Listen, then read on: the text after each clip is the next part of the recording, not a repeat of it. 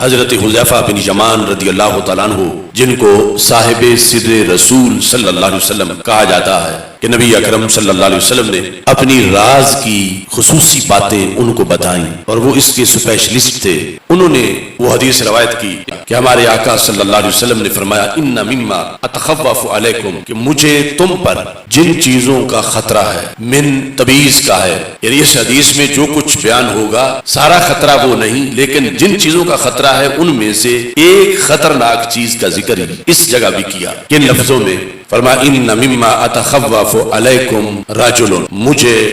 جن چیزوں کا تم پر خطرہ ہے ان میں سے ایک آدمی ہے جو مستقبل میں پیدا ہوگا، اور اس کی پھر علامتیں بیان کی۔ مجھے اس امت پر ایک ایسے شخص کا خطرہ ہے جو اپنی دعوت،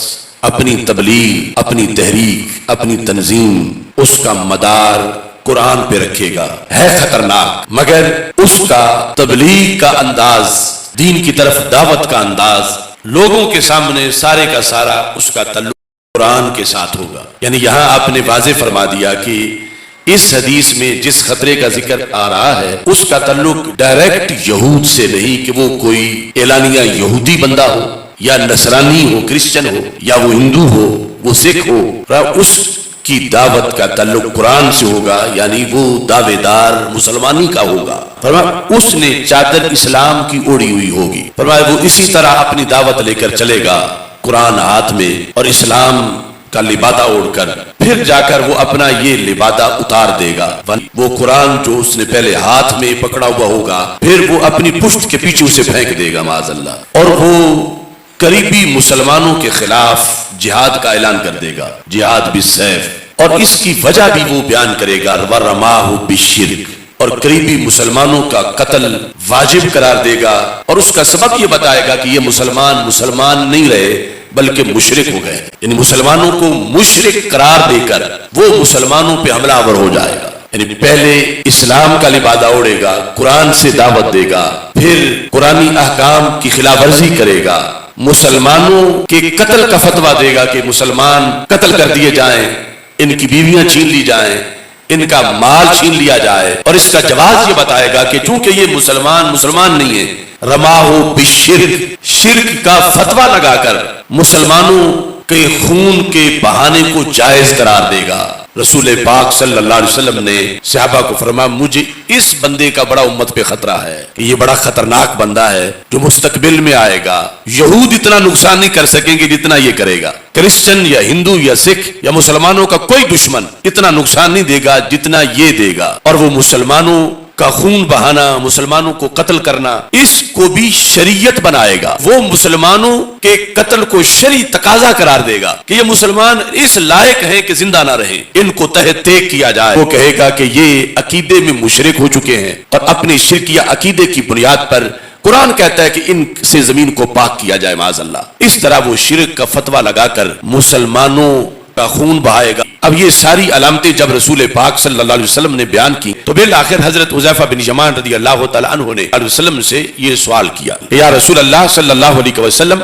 سرکار آپ یہ تو فیصلہ ہمیں بتا دو تاکہ آگے چلتے چلتے اس زمانے تک یہ بات پہنچے کہ جب وہ خطرناک بندہ شرک کا فتویٰ لگا کر مسلمانوں کے قتل کو جائز قرار دے گا اور مسلمانوں کا قتل عام ہو رہا ہوگا، تو کیا مسلمان اس وقت کے جو ہیں وہ واقعی مشرک ہو چکے ہوں گے، یا وہ شخص انہیں غلط فتوے کے ذریعے سے تہمت لگا رہا ہوگا شرک کا؟ یا رسول اللہ صلی اللہ علیہ وسلم آپ اس بارے میں آج فیصلہ فرما دیں۔ تو ہمارے آقا صلی اللہ علیہ وسلم نے 3 بار فرمایا بل الرامی بل الرامی بل الرامی، اس وقت کا مسلمان مشرک نہیں ہوگا، وہ جو فتویٰ لگانے والا ہے وہ مجرم ہوگا۔ یہ حدیث شریف تفسیر ابن کثیر میں موجود ہے، اور اس کے علاوہ 8-9 اس کے ماخذ ہیں، اور امام یحییٰ بن معین اور امام احمد بن حنبل جیسے ائمہ نے اس کی توثیق کی ہے۔ اب آپ تاریخ دیکھیں اسلام کی، قتال تو بہت مرتبہ ہوا، کبھی تاتاریوں نے کیا، منگولوں نے کیا، کبھی کوئی ظالم آیا، کبھی کوئی ظالم آیا۔ امت میں قتال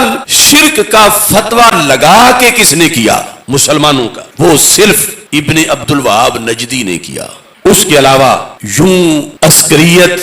دہشت گردی، بربریت اور قتل عام، جس کو غیر جانبدار جو رائٹر ہیں انہوں نے بھی 3 لاکھ کی تعداد مسلمانوں کی لکھی، جو مکہ مکرمہ کے تھے، جو مدینہ منورہ کے تھے، جو طائف کے تھے اور حجاز مقدس کے مختلف شہروں کے تھے. ان سب کا قتل عام ابن عبد الوہاب اور پھر ابن سعود اور وہابی تحریک کی جو جنگیں تھیں، برطانیہ کے ٹینک تھے اور مسلمانوں کے سینے تھے، اور اس طرح کر کے یعنی خون بہایا گیا، اور انگریزوں نے یہ اپنے پروردہ جو ہے وہ حجاز مقدس پر اپنے مقاصد کے لیے مسلط کیے. اور رسول پاک صلی اللہ علیہ وسلم کی وہ بخاری کی حدیث ویل للعرب من شر قد اقترب، وہ شر پھر جس نے یہود سے معاہدے کیے، وہ جس نے پھر نصارہ سے معاہدے کیے، کہ سرکار تو فرما گئے تھے اخرج الیہود والنصارى من جزیرۃ العرب، کہ جزیرہ عرب سے یہود کو بھی نکال دو، نصارہ کو بھی نکال دو. لیکن جنہوں نے یہود کو بھی اڈے دیے، نصارہ کو بھی اڈے دیے، اسرائیل کو تسلیم کیا، یہود سے دوستیاں کی، وہ یہ شرب ہے، یہ وہ شر ہے جس کے بارے میں رسول پاک صلی اللہ علیہ وسلم نے وہ بخاری کی حدیث میں لفظ شر کے ساتھ اس کو بیان کیا. اور جو تفسیر ابن کثیر ہے اس کے اندر لفظ رجل اور پھر اس کی علامتیں ذکر کر کے نبی اکرم صلی اللہ علیہ وسلم نے اس فتنے کا تذکرہ کیا. اور آج وہ فتنہ ہے کہ جس کی وجہ سے پوری دنیا میں کہیں مسلمان سر نہیں اٹھا سکتے، چونکہ ان کا سر اس مرکز اسلام میں بیٹھے ہوئے سوداگروں نے غیروں کے سامنے شرمندہ کر رکھا ہے، غیروں کے سامنے جھکایا ہوا ہے. یہ کس منہ سے